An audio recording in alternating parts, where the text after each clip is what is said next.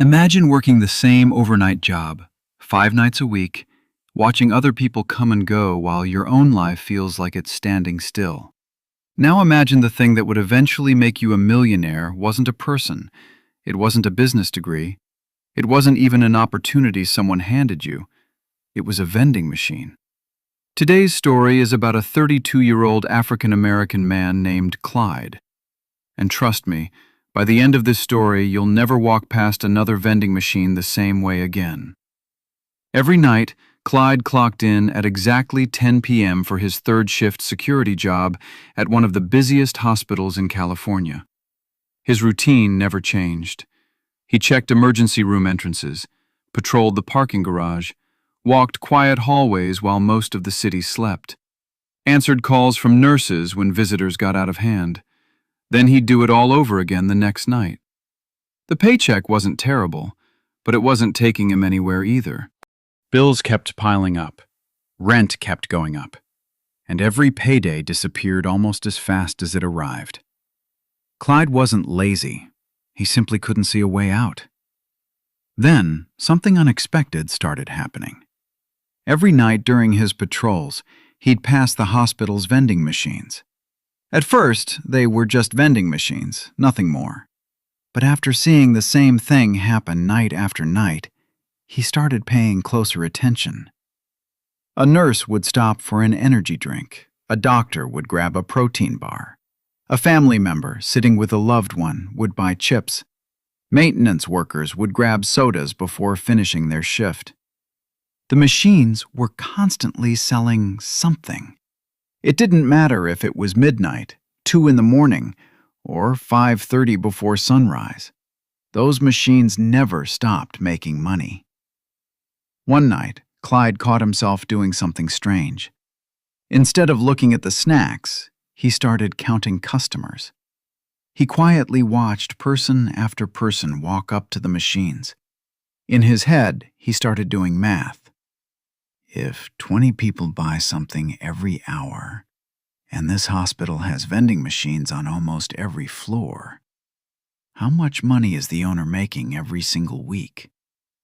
That question refused to leave his mind. Then he noticed something even more interesting. Every Tuesday and Friday morning, around 5:30, just before Clyde's shift ended at 6 o'clock, the same white cargo van pulled into the employee loading area. The driver stepped out carrying a hand truck loaded with snacks and drinks. No expensive suit, no luxury vehicle, no flashy jewelry, just work boots, jeans, and a clipboard. Clyde watched from a distance every single week. The man unlocked each machine, collected cash, restocked inventory, checked the card readers, closed the doors, then drove away. Less than 2 hours later, his workday was over. Meanwhile, Clyde had just spent 8 hours earning an hourly wage. One morning, as he watched the van disappear around the corner, something clicked. He didn't feel jealous. He felt curious. For the first time in years, he asked himself a different question. Instead of saying, "I wish I had his money," he asked, "How did he build that business?" That single question changed the direction of Clyde's life. From that day forward, every break at work became research time. Instead of scrolling social media, he watched videos about vending businesses. He learned how much commercial vending machines actually cost, which brands were the most reliable, how cashless payment systems worked, what products sold the fastest, how owners found profitable locations. When his shift ended each morning, most people drove home to sleep. Clyde drove somewhere else. Costco, Sam's Club, sometimes both. He wasn't shopping for groceries, he was studying. He walked aisle after aisle comparing bulk prices on chips, candy, cookies, energy drinks, water, soda. He filled notebooks with numbers. How much did a case cost? How many bags came in each box? What would the profit be if every item sold?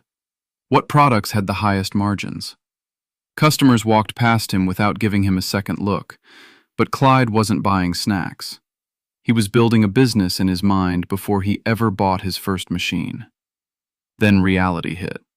The commercial vending machines he wanted cost thousands of dollars, way more money than he had. For a few days, the dream almost died. But Clyde had already seen too much to quit. He knew the opportunity was real. The only thing standing between him and his future was capital. So instead of making excuses, he made a decision. He created a crowdfunding campaign, not because he wanted a handout, but because he believed people would support someone willing to work for their dream. He shared his story honestly. He told people about the overnight security job, about watching the vending machines, about believing there was a better future waiting on the other side of fear. Some people donated $5. Others gave $20. Some gave $100. Plenty of people ignored him. A few laughed. One person even told him, "Nobody becomes rich selling chips." Clyde never argued. He simply went back to work. Because while they were laughing, he was planning. And that plan would eventually grow from one refurbished vending machine into a multi-million-dollar vending empire serving hospitals, rehabilitation centers, factories, community colleges, and government agencies across California. But none of it would have happened if one security guard hadn't looked at a vending machine and seen something that everyone else completely missed. Buying that first refurbished vending machine wasn't the finish line. It was actually the beginning of the hardest season of Clyde's life. Most people think owning vending machines means passive income. They picture money magically appearing while the owner sits at home. Clyde quickly learned the truth. There was nothing passive about building a vending business from scratch. His first machine sat in his garage for almost 3 weeks before he found someone willing to give him a chance. Every afternoon, after waking up from working third shift, he'd put on a clean polo shirt, grab a folder filled with business cards and a simple proposal, and start driving from business to business. He walked into factories, small medical offices, apartment complexes, auto repair shops, warehouses, community centers, churches, anywhere he thought people might need snacks and drinks. Most conversations lasted less than 2 minutes. "We already have a vending company. We're not interested. Leave your card. We'll call you." The phone almost never rang. After hearing no more than 50 times, Clyde began wondering if everyone who doubted him had been right. But every rejection taught him something. He learned to smile even when someone said no. He learned how to introduce himself in 30 seconds. He learned that business owners cared less about vending machines and more about reliable service. So instead of talking about snacks, he started talking about solutions. He promised cleaner machines, faster restocking, healthier options, cashless payment systems, better customer service. And when something broke, he guaranteed someone would respond quickly. That changed everything. One small manufacturing company finally agreed to let him install his first machine. Clyde celebrated that night like he'd won the lottery. Because to him, that wasn't one vending machine. It was proof that his dream actually worked. But his schedule became brutal. He'd clock into the hospital at 10 p.m., walk security rounds until 6 in the morning. Instead of going home to sleep, he'd drive to his vending machine, count inventory, refill chips, replace drinks, empty cash, check the card reader, clean fingerprints off the glass. Then he'd head home, sleep for 4 or 5 hours, wake up, visit potential clients, answer customer emails, order inventory, and repeat the cycle. There were weeks when Clyde barely saw daylight. His friends thought he was disappearing. Family members kept asking why he was working so hard. They couldn't see what he saw. Every dollar the machine earned went right back into the business. He didn't buy nicer clothes. He didn't take vacations. He didn't celebrate. He bought another machine, then another, then another. One machine became 5, 5 became 12. 12 became 20. Soon, he couldn't keep up by himself. Instead of quitting his security job immediately, Clyde hired a part-time helper to stock machines while he worked nights. That decision changed everything. It taught him something powerful. If he wanted a business, he had to stop trying to do everything himself. Within a year, Clyde had enough locations to purchase a used cargo van with his company logo on the side. Seeing that logo for the first time almost brought tears to his eyes. For years, he'd worn another company's name across his chest. Now, people were seeing his. As his reputation grew, something unexpected happened. Business owners started recommending him. A warehouse manager told another warehouse manager. A rehabilitation center referred him to a nursing home. One satisfied customer became 5 more. Soon, Clyde wasn't chasing every contract. Some contracts started chasing him. Then came the opportunity that changed the company forever. One of the hospital administrators where he'd once worked security noticed how dependable Clyde had become at another healthcare facility. They called and asked him to submit a proposal. The same hospital where he had spent years walking the halls with a flashlight was now asking him to bid as a business owner. Clyde spent weeks preparing. He researched pricing, calculated inventory, studied employee traffic, created professional presentations, practiced answering questions. When he walked into that meeting, he wasn't wearing a security uniform anymore. He was wearing a tailored suit. The administrators had no idea they were sitting across from the same man who used to patrol their hallways every night. A few weeks later, he won the contract. That single agreement doubled his annual revenue. Hospitals trusted hospitals. Within months, other healthcare systems began calling. Then rehabilitation centers, dialysis clinics, outpatient surgery centers, factories, distribution warehouses, community colleges, government office buildings, county facilities. Every new location strengthened his reputation. Soon, Clyde had route drivers servicing different parts of California, while he focused on growing the company instead of stocking every machine himself. He invested in software that tracked inventory in real time, cashless payment technology, remote machine monitoring, digital bookkeeping, professional uniforms for employees. He transformed a side hustle into a real company. But Clyde never forgot what it felt like to be broke.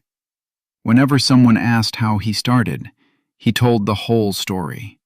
The overnight security job, watching the vending machines, shopping at Costco and Sam's Club with a calculator, getting rejected over and over, working while everyone else slept. People started asking the same question. Can you teach me? At first, Clyde answered individual emails, then phone calls, then Zoom meetings. Eventually, he realized something. He could build another business without buying another vending machine. He spent months writing his first ebook, From Third Shift to First Million, How I Built a Vending Machine Business from Scratch. Thousands of people downloaded it. Then he created checklists, location proposal templates, profit calculators, contract negotiation scripts, machine maintenance guides, vendor lists, business startup worksheets. Soon, he launched an online course. Inside the training, he walked students through every step he had taken. How to raise startup money, how to approach businesses, how to negotiate placement agreements, how to price products, how to scale from 1 machine to 100. The course exploded. Healthcare workers, truck drivers, teachers, single parents, retirees, even other security guards enrolled. Many of them eventually started successful vending businesses of their own. Clyde didn't see them as competitors. He saw them as proof that opportunity belonged to anyone willing to work. His company eventually expanded beyond traditional vending. micro markets, smart coolers, coffee service, office pantry programs, healthy vending for hospitals, fresh food vending in manufacturing plants, government wellness initiatives. His education company grew alongside his vending company. The vending routes generated recurring revenue. The books created passive income. The online training reached students across the country. Speaking invitations followed. Business conferences, community colleges, entrepreneurship summits, economic development events. The security guard who once quietly watched another man's vending machines was now standing on stages teaching thousands of people how to build businesses of their own. Years later, when reporters asked Clyde what changed his life, they expected him to name a lucky break. Instead, he smiled and said, "Nothing changed overnight. My life changed because I kept showing up after everyone else went home. I worked my security job to pay my bills, and I worked on my dream to change my future. One paid me every 2 weeks. The other paid me for the rest of my life." And every now and then, when Clyde walked through one of the hospitals his company now serviced, he'd stop for just a second in front of one of his vending machines. Not to count the money, but to remember the security guard who once stood in that exact same hallway, wondering if a better life was even possible. If you like more stories of food and revenue ideas and more, make sure to like, share, and subscribe to this channel.